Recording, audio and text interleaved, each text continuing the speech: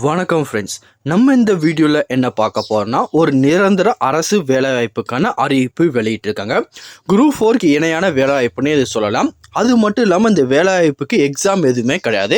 Direct interview மூலியமாக மட்டும்தான் கேண்டிடேட்டை select பண்ணுறாங்க. மேலும் இந்த வேலைவாய்ப்புக்கு குறைந்தபட்சம் நீங்கள் 10ஆம் வகுப்பு அல்லது 12 எனி டிகிரி பிஇ பிடெக் டிப்ளமோன்னு சொல்லி என்ன கேட்டகரி முடிச்சுதான் சரி, எல்லா விதமான கேட்டகரியிலும் இப்போது அறிவிப்பு வெளியிட்டிருக்காங்க.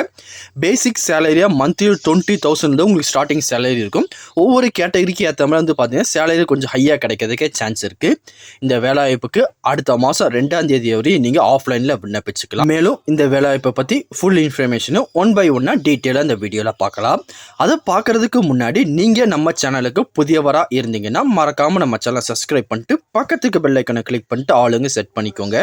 அப்போ தான் நம்ம போடுற வீடியோ எல்லாமே உங்களுக்கு உடனே கிடைக்கும். இப்போ வாங்க ஃப்ரெண்ட்ஸ் வீடியோக்குள்ளே போகலாம். நாடக மன்றம் அதிலிருந்து வெளியிட்டிருக்காங்க. என்னென்ன விதமான கேட்டகரியில் வேக்கன்சி கொடுத்துருக்காங்கன்னா, ஃபஸ்ட்டு சுருக்கெழுத்து டச்சர், அதுக்கப்புறம் தச்சர், இளநிலை உதவியாளர், அலுவலக உதவியாளர்னு சொல்லி 4 விதமான கேட்டகரியில் வேக்கன்சி கொடுத்துருக்காங்க.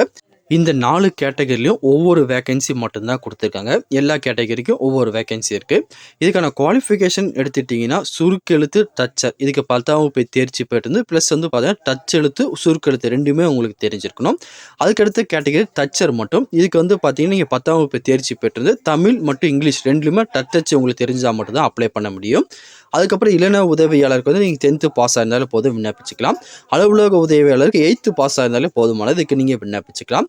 பேசிக் சேலரி பார்த்தீங்கன்னா 20,000 பர் மந்த்லேருந்து உங்களுக்கு கொடுக்குறாங்க. அதுக்கப்புறம் இந்த வேலைவாய்ப்புக்குன்னு சொல்லி அஃபிஷியலாக அப்ளிகேஷன் ஃபார்ம் எதுவுமே கொடுக்கல. நீங்கள் அதை ரெடி பண்ணுற மாதிரி இருக்கும்.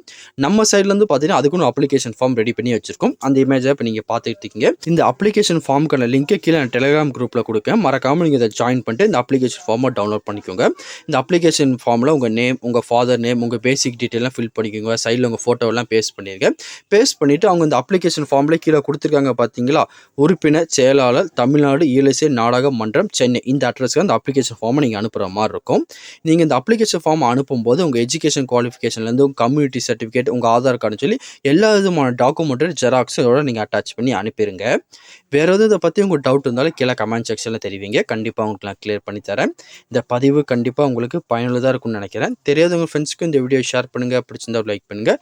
அடுத்த ஒரு வீடியோ சந்திக்கலாம். Thank you and bye friends.